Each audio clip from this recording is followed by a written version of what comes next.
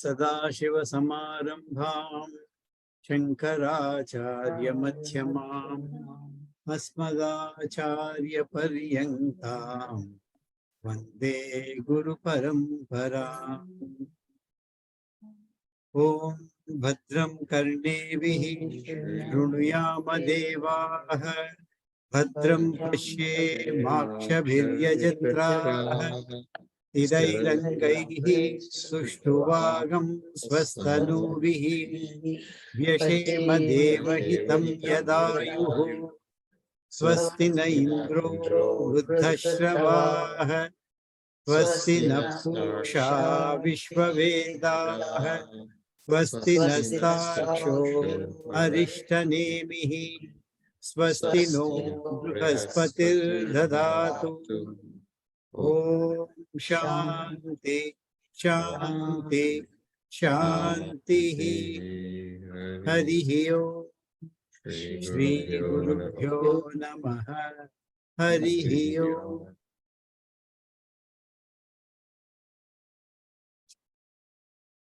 I think we completed the verse number 9 last time.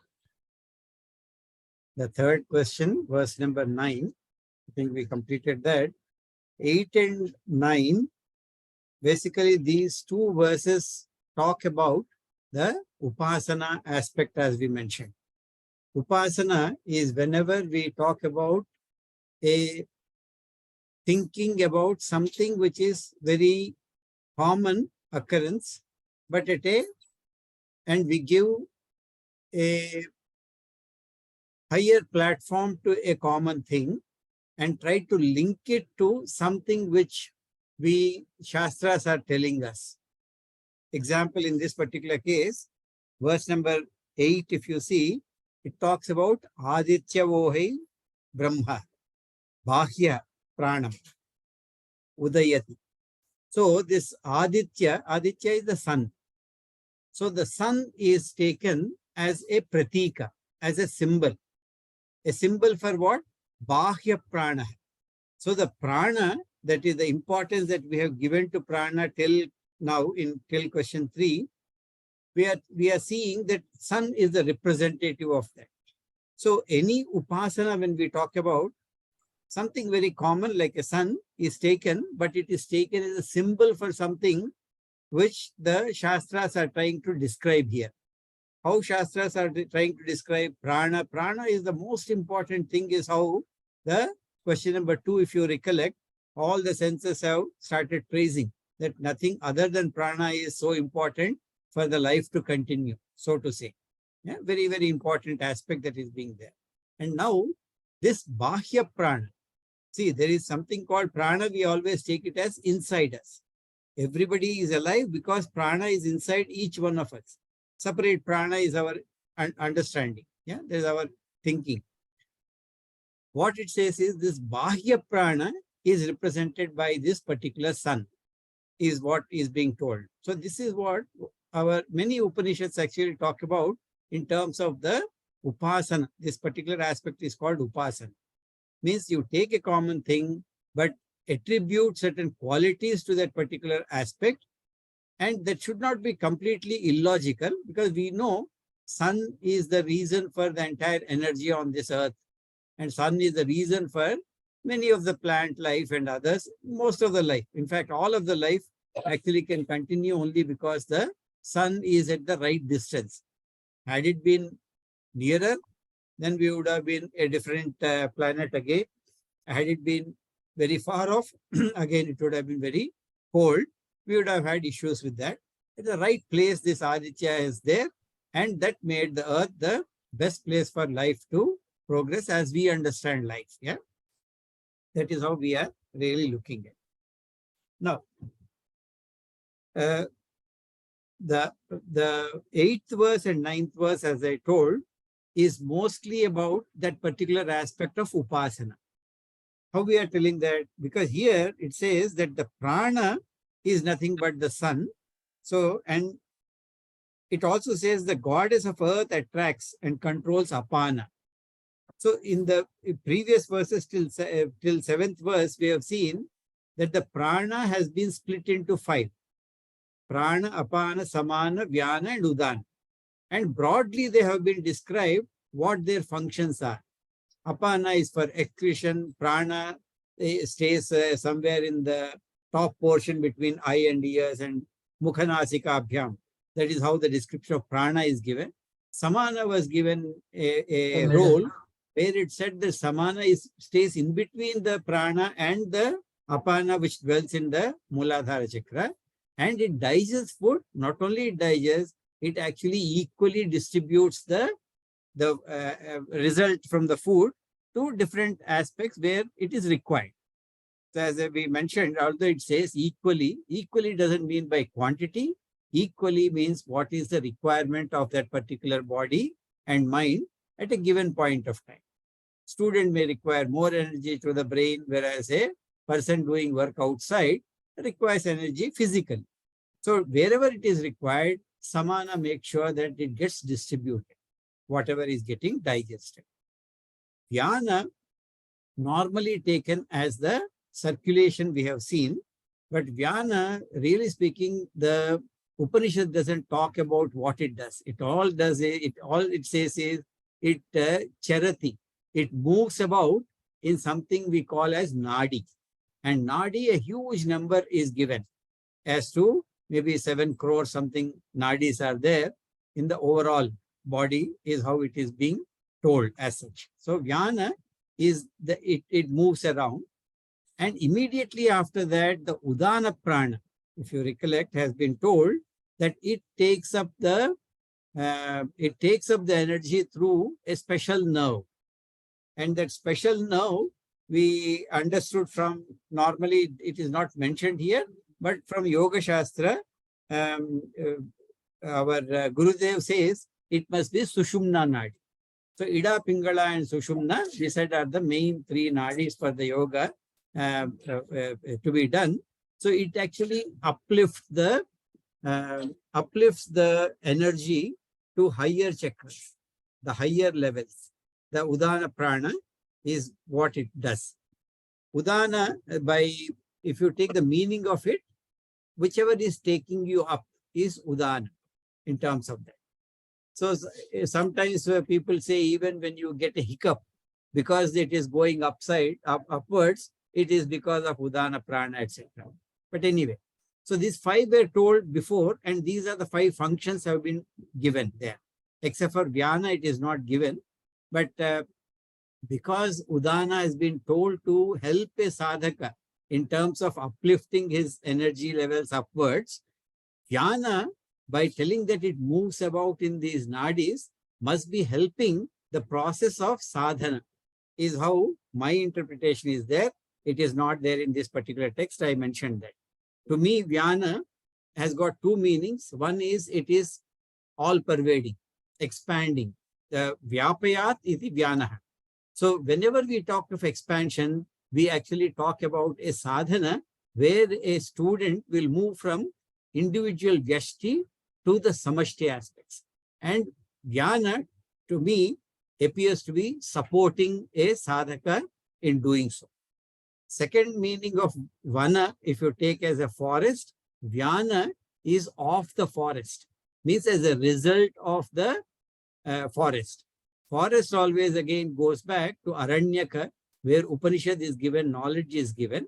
And also the Vana or the forest when we talk about is always Vanaprastha. Vanaprastha ashrama that we talk about, where a person does this kind of upasanas when we go into that particular stage in life of Vanaprastha. So Vyana is that particular energy which helps a student in terms of either doing sadhana or expanding his vision. And there, immediately, Udana is the one which will actually take the energy and raise it up in terms of our experience while doing sadhana. So Vyana and Udana are 2 very critical things for people who are doing sadhana. Whereas the first 3 are the general pranas which sustain the body mind in terms of our regular requirements, is what I am putting that particular aspect. And when we talk about this 8th and 9th verse, same 5 pranas are given again. And here it says that Udana prana, the prana, sun is the Devata. We can talk about Devata, who is outside, who is supporting the prana, and prana is mainly located in the eye, is being told here. Prana in the eye. So generally what we are telling again is in Upasana, we talk about that, as I mentioned, the eye has got a very special function in the 5 Jnanendriyas when we talk about Nayanam Pradhanam.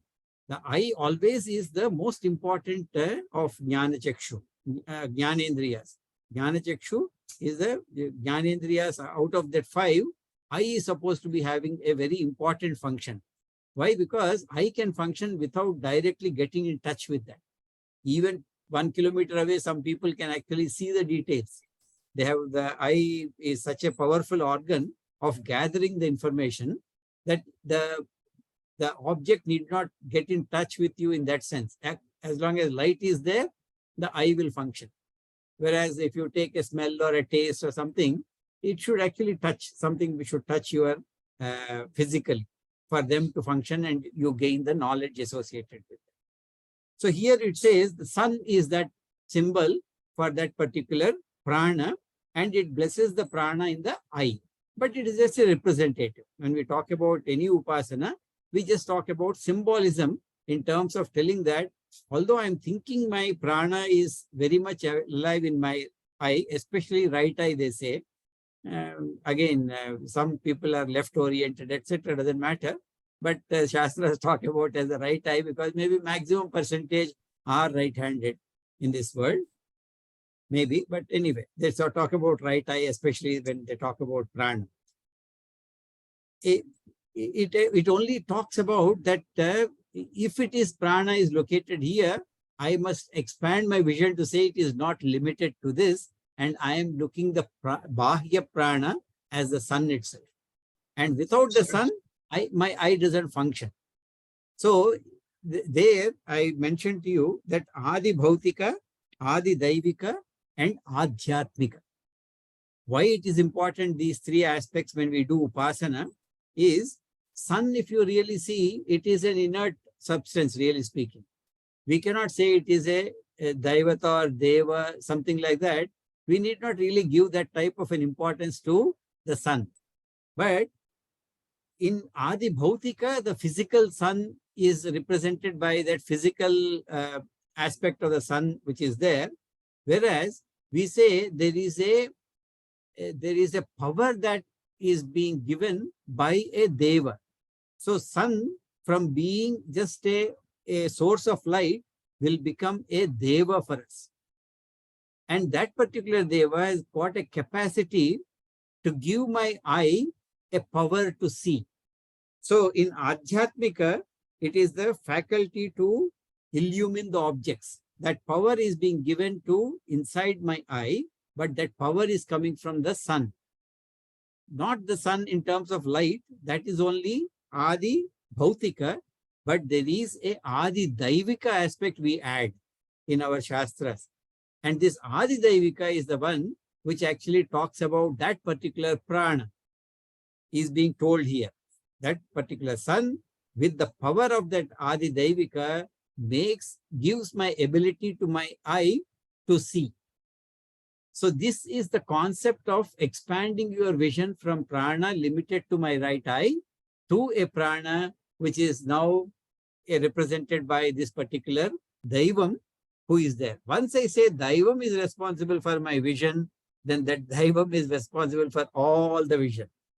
Whether it is a human being or not, anybody who is able to see, that particular Daivam is responsible for that vision, and without that Daivam, no vision is possible. So my individuality is no longer important. It is that Daivam who is actually seeing, so to say. So that is kind of upasana we do with each of these. So if you see next Apana, it says that the goddess of earth attracts. And that particular thing controls and supports Apana. In 8th verse that we talk about, the earth is being told. Again, the same concept. Earth is actually only a inert object which is there.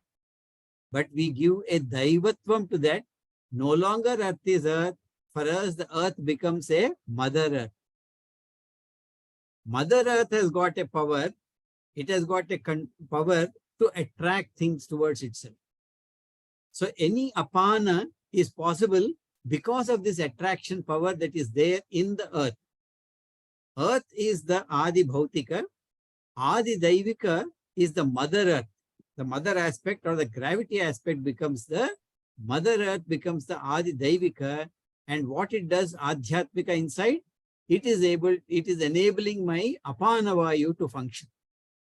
My excretion, whether it happens through my eyes or my skin or the down below, doesn't matter. Wherever that excretion is taking place, it is able to do so because of this power of the earth, which is referred to as the Adi Daivika aspect. Nowadays, we give that particular power a name called gravity. But that gravity power, although it is not named as gravity, was recognized long time back and said that is the power that earth is having. And we call the mother, that earth mother, because of that power. And that enables a lot of things for individually for me in terms of my apana vayu. Again, the same concept in terms of that daivatvam that we give to the earth will make the earth no longer an inert object, but it becomes and this particular thing you expand if you see how we treat the rivers, how we treat the mountains, how we treat any inert object for that matter. It is because there is a daivatvam attached to each and every inert thing. And the moment we give daivatvam, that daivatvam becomes the common factor among all the inert divisions that we are seeing. That is the upasana that we are talking about when we see this. And samana again is called, it is linked to the space between the earth and the sun. So it is the space aspect is there. It is now linked to samana. And vyana is told that it is the wind, the vayu. Again, the same 5 elements will come here, but slightly different. Instead of that, there is a sun which is brought in rather than the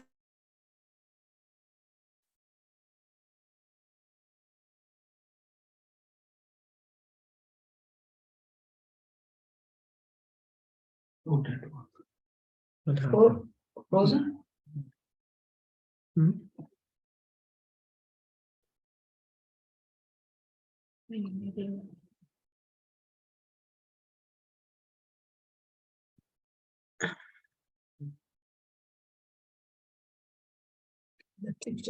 Yeah, no. You're able to hear me? Yes, No. now we are. Yeah, I've just stopped the video because of Yeah, low yeah. bandwidth. Certainly got that. You're supposed to have. Okay.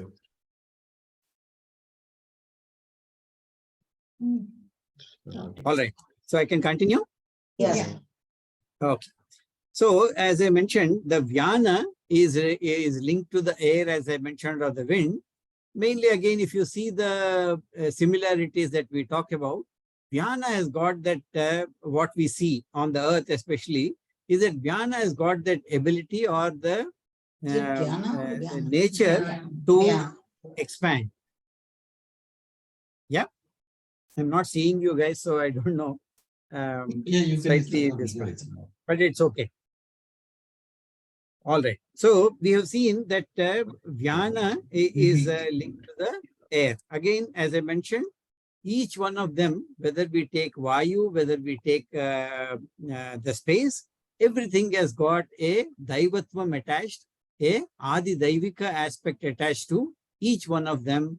And then we see a vyana, which is actually limited to these nadis, so-called nadis in the body. Now we are expanding it to the vayu, and bahya vyana is the wind outside, is how we are treating in the verse 8. Yeah. In the verse 9, udana prana has been brought in. Udana prana is now linked to the fire outside. Yeah, the fire outside, and says wherever wherever we see the fire inside the body, as long as the fire inside the body is sustained, the prana is sustained. The moment the fire goes out means udana goes out. It actually refers to as fire, but it is udana. Gurudev says it is udana prana that is being referred to there. He says that udana, once it goes outside, means prana is going outside in terms of that. So fire inside is represented by the fire outside. Udana inside is represented by the fire outside. Again, same. Fire then will be given a adi daivatvam. A aspect of this one is always given to this. Even space, for example, there is in a place called Chidambaram in the South India, we have this concept where the Shiva is worshipped as space element there. So it's called Chidambara Rahasyam. We went there. You go there, there is a small room where there is a curtain he keeps. And whenever people go there, you have to just, he will pull the curtain aside. You see, there is nothing there really. That is the secret. Rahasyam is the secret. So there is nothing there inside. There is nothing kept. People say there is nothing. Yeah, that is the Rahasyam. Space element is being actually worshipped there in the Lord Chidambar. So it's called Chidambar Rahasyam. There is nothing to see, but that is what you are actually praying to. So every aspect has got a Adi Daivatvam as far as the inert elements or non-inert element, doesn't matter. Everywhere there is a prana in terms of this Daivatvam. And that is what the Upasana that we are required to do. That is what we has been told in these two aspects, these two verses. So the first verses talked about same prana, apana, samana, vyana, udana, but more in terms of bodily function. And the same prana, samana, prana, apana, samana, udana, but more in terms of a samashti aspect. Moment we talk about samashti, we are actually raising it from body to the mind. So we are really looking at, because upasana always is done with the mind. It is not done with the body, it is done with the mind. So same 5 elements that we talk about prana, at a bodily level, they have got certain physiological functions, but at a mental level, the same things actually allow you to expand your vision, expand your this one from individual to a samashti, a collective one in terms of your upasana, to raise your consciousness, raise the level of your existence. Yeah? So that's why twice you will see the same pranas being mentioned. Okay.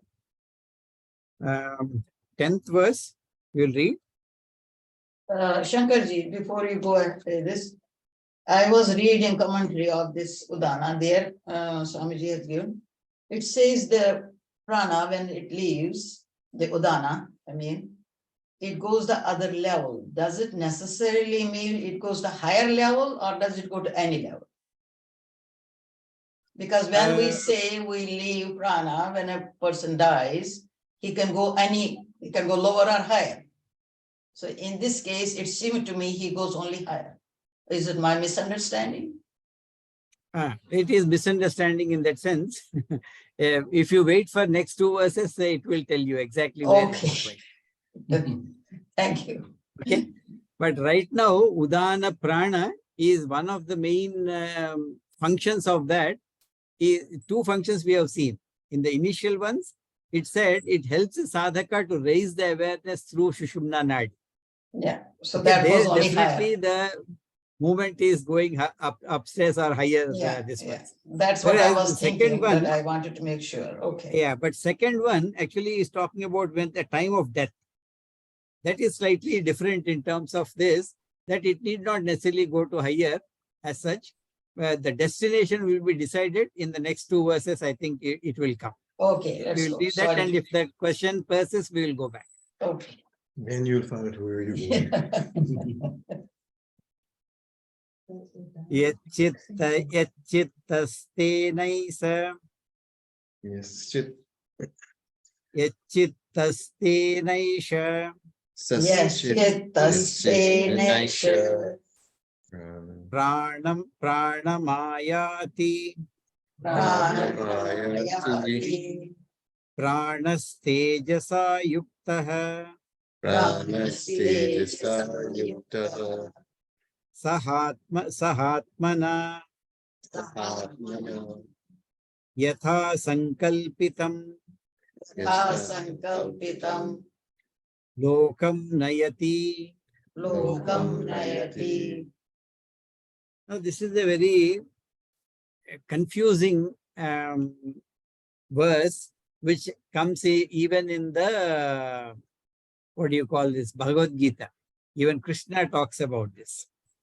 What it is telling is, whatever be one's thoughts at the time of death, now accordingly he attains the prana, and the prana united with the udana, yeah, the fire, and together with jivatma is led unto the world thought of.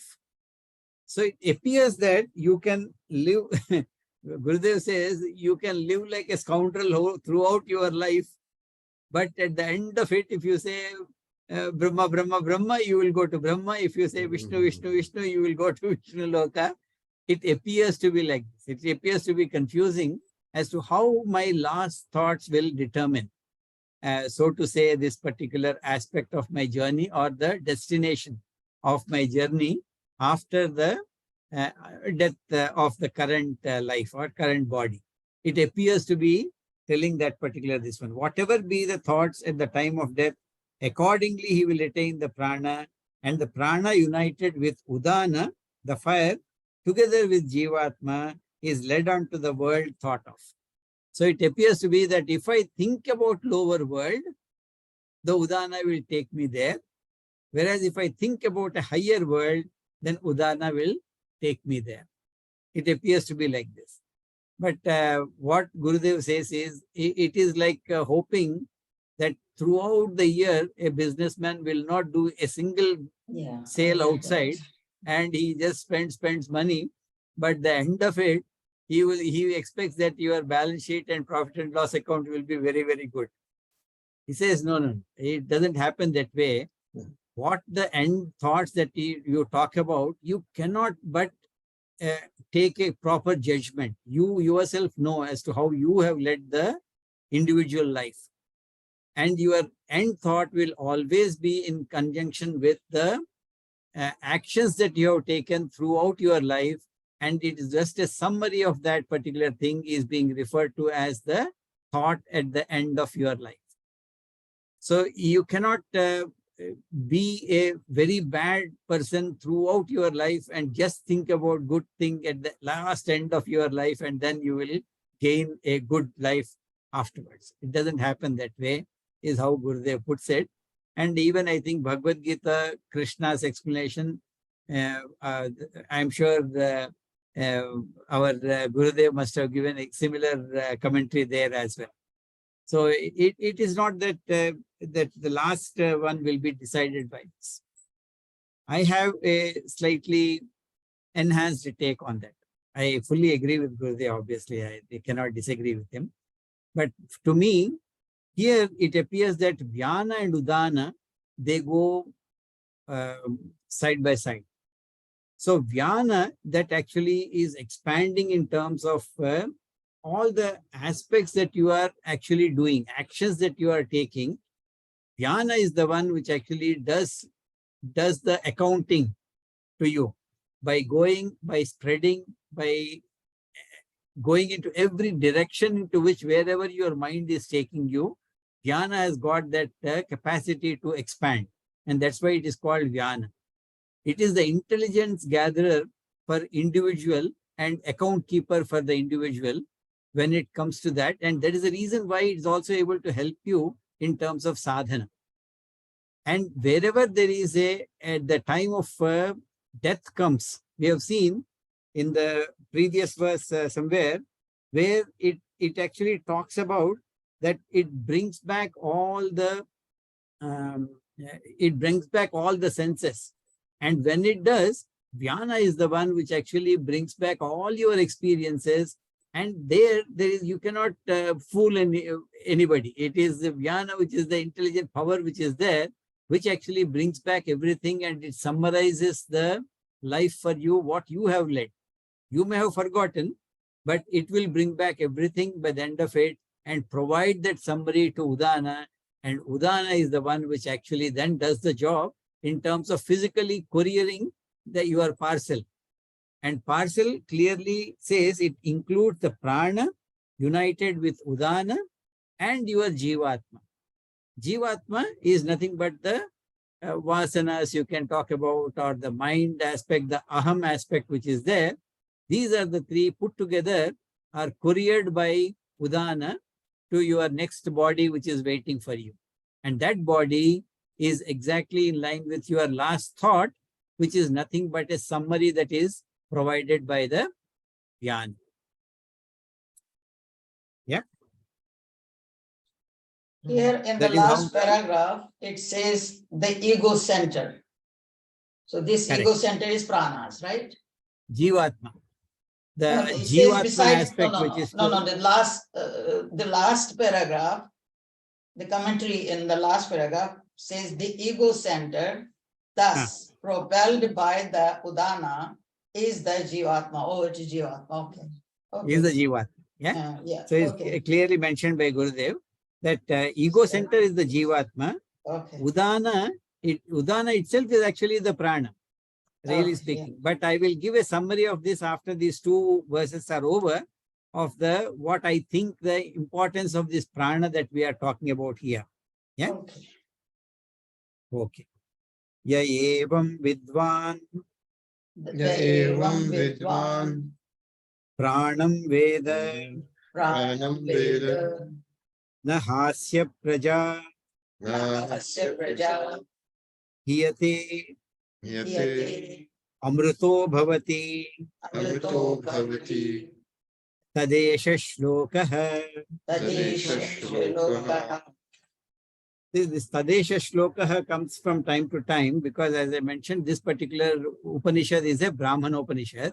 And wherever Brahmana Upanishad is there, it tries to justify whatever is being told here with a quotation from either a Mantra Upanishad or a Veda. So it says there is a Veda mantra where these things are already told. What I am holding in Brahmana Upanishad is I am expanding that particular verse and giving you extra information. However, the core of what my teaching is supported by a Veda, a Vedic mantra. So this Tadesha Shlokaha means a shloka will follow, not written by me, but from a Rig Veda mantra, mostly Rig Veda mantras, which will then support that particular teaching that I have given till now. Master always gives that Tadesha Shloka. Yeah. So here he's talking about this wise man.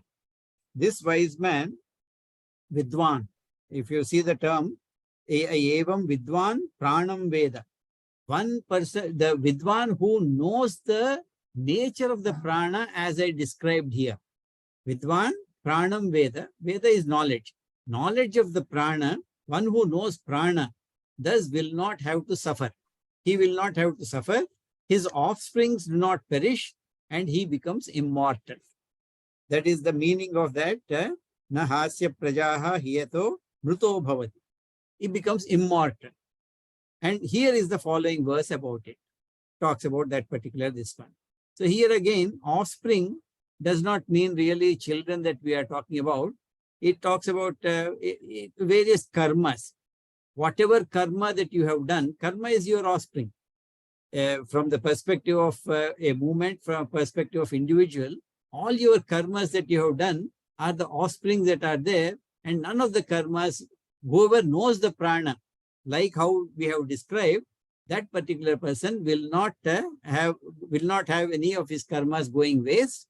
And whenever we talk about immortal in Shastras, immortalism doesn't belong to body.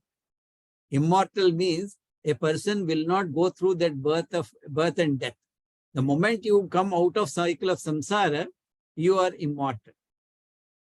Not that your body will continue for years together, but it is that you will become immortal only when you come out of the samsara. When you don't take birth, there is no death. And that is what the immortalism is all about. Yeah.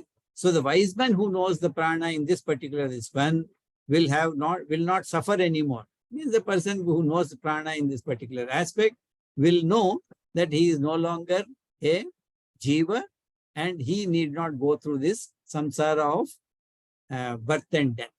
And he becomes immortal. So 12th verse we will read again now. Utpattim ayatim Utpattim ayatim sthanam sthanam vibhutvam chaiva vibhutvam chaiva panchadha panchadha adhyatmam chaiva adhyatmam chaiva pranasya pranasya vijñāyamrutam Vidyamritam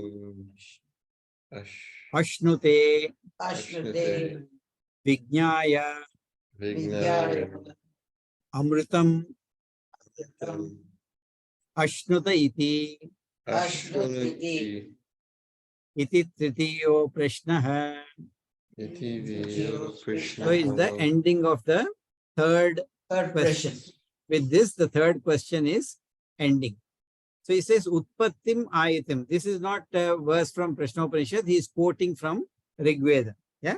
As such, Vedic mantra is quoted here by Rishi Pippalada. He says, he who knows the origin, the entry, the seat, and all pervasiveness, the fivefold distribution of prana, and the internal state in the body obtains immortality. Yes, he attains immortality.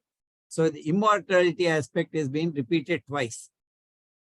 Quoting, no, it is actually kind of emphasizing the importance of knowing the nature of this particular prana that is being described here. Yeah? If we see this particular chapter from the first verse, that when the question was asked as such, yeah, the question when Kaushalya, son of Ashwalayana, or Ashwalayana, son of Kaushalya, doesn't matter, has asked this particular question, he has asked actually 6 different questions. From where this prana is born? Because the prana has been eulogized in question 2 so much, this particular person is asking where from this prana is coming, yeah, and where is this prana born from? The answer that Pippalada gave immediately in verse 4 is that this particular prana, Atmana Esha Prano Jayate. This prana is born from Atma. And when we talk about something is getting born, what we are looking at till now in the first 3 questions, if you see, what we are learning is more in terms of a cause and effect. What is the cause for all beings to come in? First question was answered. Second question was, okay, so many have come, then who is the greatest? So then third question came in terms of where it is born from. So all we are looking at is what we call as Karya Karana Viveka. The very important aspect of Karya Karana Viveka is the one which will help you overcome the initial stages in your sadhana.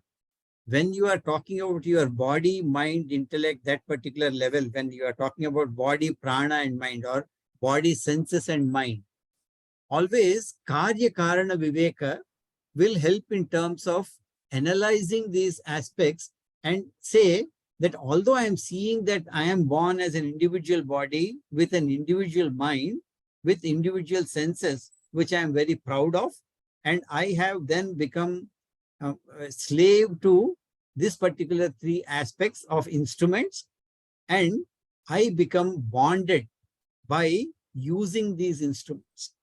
Again and again, I use them. Again and again, I get attached to the world outside. So the bondage is there associated with that. And the only way we can come out of it in this particular aspect is what we refer to as Karya Karana Vichara, the analysis of the cause and the effect. Moment we say the effect is not having a reality of its own, we go from individual to a collective aspect of it, and we overcome the strong attachments we have with the body, mind, and the senses. And obviously, the kartrutva, bhoktrutva is all associated with that. The doership and enjoyership is associated with this particular aspect, and karya karana vichara actually takes you to a large extent. In some cases, there is another which we call about is sadhya sadhana vichara. Means I want to achieve something in this world. I want to become a doctor. Then what should I do? Then I do a inventory outside and say where are colleges are there. Then I go in to say what all things I require to do to get an entry into this particular college. So this type of, to achieve something outside, sadhya sadhana vichara also will help you in terms of doing this particular aspect. So these two, there's a limitation when it comes to these two types of analysis that we do, types of vichara that we do, yeah, or sadhana that we do. So these are called, I hope you noted down, karya karana vichara, sadhya sadhana vichara. These two are the type of things which will help you in the lower level of the sadhana or practice that we do to overcome the individuality, the overcome the attachment that I have with the outside world. Okay. Now, the question was asked, as I mentioned, where from this prana born? Prana is born from Atman. Suddenly, the level of the discourse has changed now with one question and one answer when it comes to the mind level. He says that this particular thing is from Atma. So a new thing was introduced. So this prana appears to be something which came out of something called Atma, but immediately to say that it is not the same karya karana vichara might help to some extent here, but not fully, by telling that this particular prana is like a shadow. I hope you remember that particular famous, this one, we spent almost 2 classes on that. So he says, this is like a shadow. Oh, if prana itself is the shadow, which is making me function in this world, then what is that? Automatically, the next question will come as to what is that Atma? That question will automatically come once the person talks about like this. But since he has to answer all other questions, he says, how does it enter the body? The moment it says that this particular thing, how does it enter? Rishi says, he comes in because of your mind. Means your mind has got a desire. The desire comes from your innate tendencies, which we call as vasana. But really speaking, prana enters your mind because of your mind. Prana enters the body because of your mind. It is the desire which actually is bringing that prana. You can take that at different levels. One can be that, okay, at a very high level, before even taking birth, I choose my parents because I want to achieve certain goals in my life. That is what Shastras talk about. I choose my parents because, and that particular thing comes to your prarabdha karma. Because every jiva comes to learn certain lessons. And when they come, they choose their parents. In that sense, prarabdha karma always decides the environment for you. Actions come from you, but prarabdha karma puts you in certain environment. At every stage in your life, it changes. But whenever it changes, the environment is because of prarabdha karma. But what actions you take to come out of it is the lessons that you have come to learn. If you are able to do that, there is a progress. If you are not able to do that, you may still remain the same and you have to repeat. Till you learn the lessons, you repeat. That is how the Shastras talk about. Doesn't matter. Anyway, so it is because of your mind that the prana enters your mind and body, is how the answer is given for how does he enter. How does he dwell by dividing himself, is the third question that was asked. For that, we said, yeah, it divides into prana, apana, samana, vyana, udana, and there are certain functions for the first 3. And the next 2, it appears that vyana just moves around and it is expands. And through so many of nadis, However, Udana takes you up through the Sushumna Nadi. So very clearly, it talks about that how a person must, the prana will help a particular sadhaka in terms of improving yourself. When we talk about Sushumna Nadi and Udana, that is what it is being referred to. Next question that he has asked is, how does he live? Now he has to bring in the Udana prana to say that he is the one who actually takes you out. But then again, automatically question will come, where will I go? How will it take me? So there it talks about that where will you go is decided by your last thought. And we mentioned that last thought does not mean that really last thinking, but it is summary of all the aspects which are there. And Vyana has got that capacity to bring everything back. Why I tell that? Because sometimes in an accident, one person will go. There is no thinking process there. Within that second, it is gone already. Yeah. But Vyana is the one which will then put you back again. Prana dwells, whether a person's body is dead or not, prana dwells beyond, and this is even scientifically proved, that there are certain aspects which will continue to function. You may declare him dead, him or her, but other things will continue. So that particular aspect of summary will continue irrespective of your nature of the death. It will happen. And that will decide the next destination as to where you will go. If you have learnt all your lessons, good, you will go to the next this one. But if your all lessons are not learned, then maybe you will come back into a similar role till the lessons are learnt as such. Prarabdha karma will take care of that, as long as you are in samsara. But if you are there in particular aspect where Udana is able to raise you through Sushumna, it's a different aspect altogether. Krishna promises you will come back to a particular stage where you can continue the journey, even if it is not complete. Yeah. So that is how the Udana decides as to where to go. The next depends upon your actions in this particular life, and also obviously the other aspects which you brought into this particular life through your other janmas. How does he live? He already told that this particular thing, Udana is taking care in terms of this. How does he support external things and things related to body within? So this is where the Upasana aspect comes into picture. Externally, how prana is supporting means obviously Adi Daivika, Adhyatmika, and Adi Bhautika. And in terms of our Upasana that we are talking about, is brought into picture by to answer these particular questions. The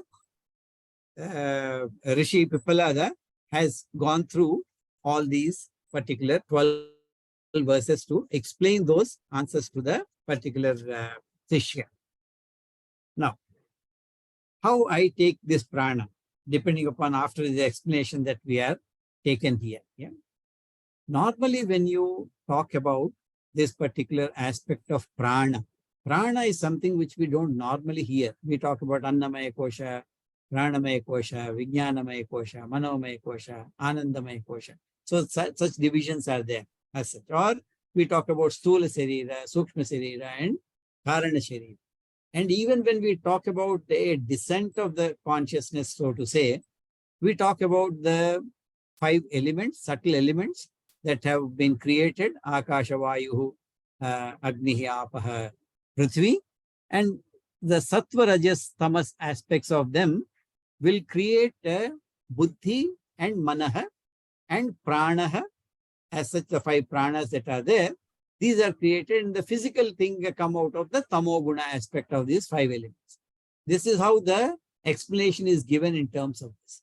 But really speaking, although we say Pranamaya Kosha, really speaking in this particular explanation, except for the Kosha, the Prana name is given, but explanation for that Prana doesn't come so easily. It talks about Rajasic aspect created the Prana, so to say. How our experience in this world is described is there is something called a how I experience objects outside is because of the sentiency inside my mind. Normally, that is how we say. Because my mind is sentient, I am able to experience the objects outside.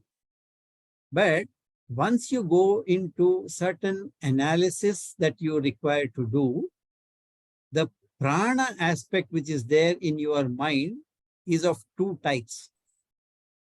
What we say as Chidabhasa and Bhasa.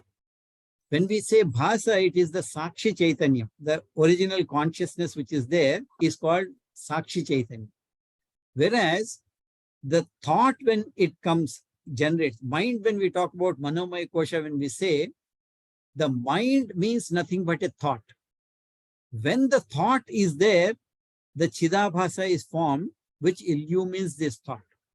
And thought, how it comes? Because the this particular thought actually goes and envelops the objects outside, is how it is told. Vritti Vyapti and Phala Vyapti. I hope Jayaji's talks in the last, this one we must have heard.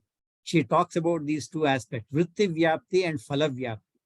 Means whenever I want to understand something outside, my thought goes and envelops this particular object outside and brings that particular thing into my mind as a thought. I don't experience anything out. Everything I experience outside, I experience in my mind as a form of a thought. And the moment thought forms, the Chidabhasa forms, or the reflected consciousness forms inside, which will illumine the thought and gives you the knowledge. But what happens when there is no thought? It happens in your deep sleep, there is no thought. Mind is goes into laya, there is no thought. But that I-ness is still present inside you. When you wake up, you will know. And I can simulate this where the deep sleep is not there, which we call it as samadhi, or turiya avastha, that term we talk about, is where there is no thought there, but there is the I-ness present. That I-ness is the one which is being referred to as this prana. The original prana is not a reflected prana in my thought, but it is outside. The prana has got two levels of existence in your mind. You experience the original prana every day in your deep sleep. Then the Saraswati says you don't lack in experience as far as your experience of the original consciousness is concerned. You do this every day. Only thing is you don't know.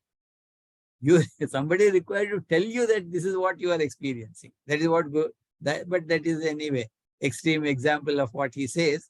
But really speaking, prana has got two levels of existence in your mind. One is as a sakshi, other as a reflected consciousness with every thought that rises in your mind. You can experience this prana if you can kill your mind or kill your thought. That's why many of the Swamijis, they talk about, they say that your desires you reduce. Because desire means thought. Desires you reduce, or you say you reduce your thoughts in your meditation. Reduce, focus it on one single Ishvara. Japa, you do on one Nama, one this one. Why it is coming? Because you want to reduce the number of thoughts. Moment the thought is not there, you start experiencing the original consciousness that is within you. That is that prana. Importance of prana is that.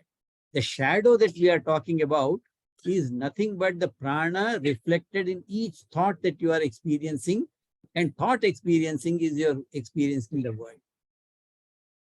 So it's very important that once you understand how it does in two levels. One is at a physical level, prana, apana, vyana, samana, vyana, udana. At a mental level, again the same prana, apana, samana, vyana, udana, but they have got a different roles to play in physical body, physiological functions. But at a mental level, it helps you overcome your addiction, overcome your attachment, overcome your samsara, and take you, raise you above, is what the indication is given in this particular. Whole chapter is based on that. In the fourth query that we will be going to, the fourth question that Gargya, next person will come as Gargya. So this Gargya and Pippala, the thing before we start, we should understand, as I mentioned, this till now what we have learnt is Aparavidya. It is referred to as Aparavidya. So this is taken as Aparavidya. anything apara vidya, karya karana vichara will take you. What is the cause? What is the effect? So Atma is the cause, Prana is the effect, is good enough for me to understand up to your Manomaya Kosha, till your mind. Whereas, once you reach a level or in your sadhana, no longer this Karya Karana Vichara can take you further. If you take even, for example, quantum physics, yeah, when we take quantum physics as a subject, when we talk about, there are many experiments which are done as to what is the role of an observer in understanding the nature of this world. Many experiments are designed. Very intelligent experiments have been designed by physicists to understand the observer's roles. The observer, once he is there, the electrons appear to function and act in a different way. When observer is not there, or if the experiment is set up in such a way, observer's role is not there at all, then moment you do that, it changes its pattern from being a particle to a wave, which is a known thing in physics even now. Role of observer has been very critical in terms of understanding the nature, even by the physicists, which is there in this particular world. There are double slit experiments and other stuff. Moment somebody is seeing, electron will behave like a particle. The moment there is no observer, the same electron behaves like a wave. No longer it is a particle. Yeah. So this is something which is baffling. Even physics, when it talks about, is baffling as to how that we are talking about. So when we talk about observer, what we are referring to in our terms, in Shankaracharya's terms, there is something called Drik Drishya Vivek, the seer-seen analysis. Unless you bring an observer into your analysis, you cannot understand the higher aspects of the sadhana. Impossible. Moment you reach your Vijnanamaya Kosha or Anandamaya Kosha, when we talk about something called Paravidya. Why it is para? Because I cannot experience them with my senses. They are beyond my senses. Moment we talk about beyond senses, Shastra is the only one which becomes the pramana. I mentioned that before. Shastra is a pramana. Like eye is the pramana for seeing, Shastra is the pramana for us to understand the things beyond my Indriya Gochara. Indriya Agochara is the term that is used. Beyond your Indriyas, if it is there, it is referred to as something para. And if you want to understand para, you have to bring in an observer, and the only way it will go is Drik Drishya Vivek. You will see that when Gargya comes in, his question will always is now changed to who is the one who is experiencing, who is the one who is observing, who is the one who is seeing. He brings in this observer, and we move from Karya Karana Vichara to Drik Drishya Vichara. Very important change that you will see in this particular thing when we move forward. Into question number 4, we will take it up in the next class. Thank you. Any questions on that? Thank you, ShankarJi.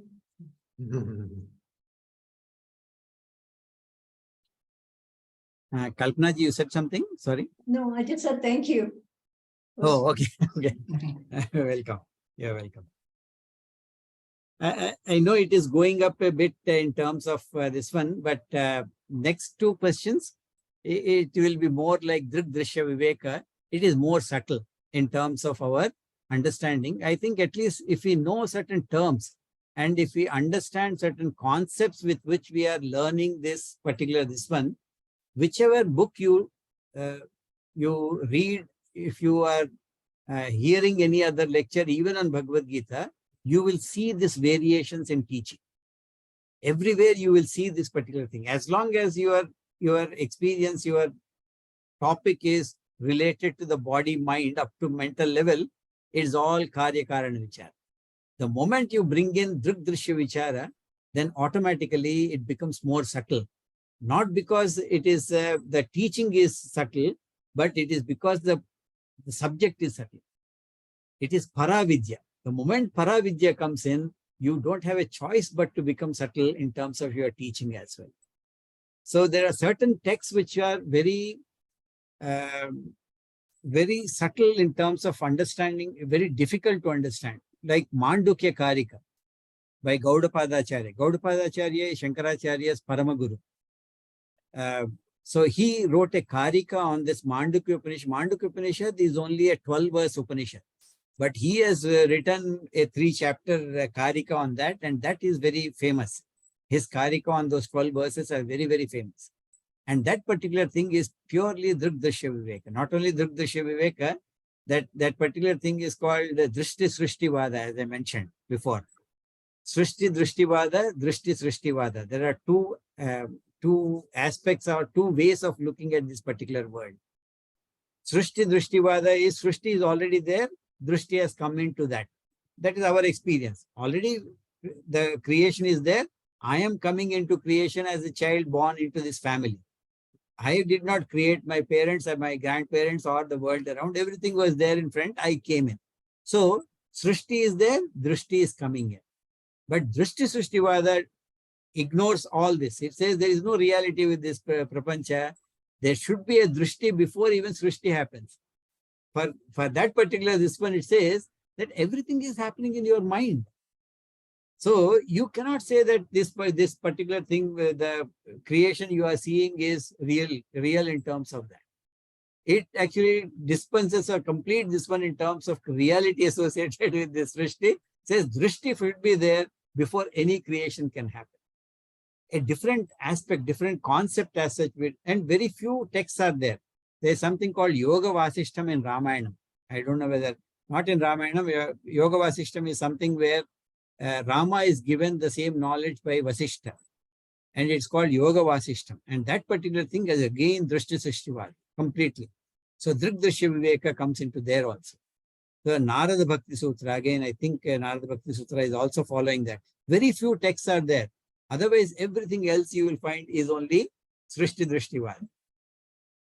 Shankarji, So, this Srishti Drishti one is something like what we have been reading in Gita or other, other text.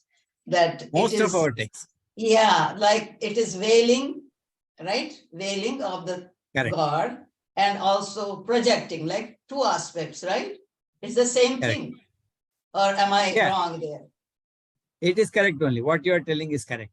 So you bring in Maya. Maya has got two powers and it is projecting something, and into which I am being born. So I am being, I am told that there is an ignorance which is covering me. Yeah. And I'm not able to see the real nature of this particular me that we are talking about. Most of the texts go by Srishti Drishtivada because that is our experience. I have to come out of that. So many of the texts are based on that. But there are a few texts which actually bring in this particular Drishti Srishtivada, more subtle. But that particular aspect or that particular teaching is essential for us to understand this Paravidya. When we bring in the Drishya Viveka, you require to bring that particular this one into this. That's why we say Paramatma. Paramatma. Paramatma is told for many, but yeah. Yeah. Okay, thank you. Okay. It's making connections. It's good, right? Makes connections little by little, but it does. Thank you. Purnamada Purnamidam Purnat Purnamudachyate Purnasya Purnamadhaya Purnameva Vasishyate. Om Shanti Shanti Shanti Harihi Om Shri Gurubhyo Namaha Harihi Om. We'll meet on 4th again. Yeah. Shankarji, Yeah.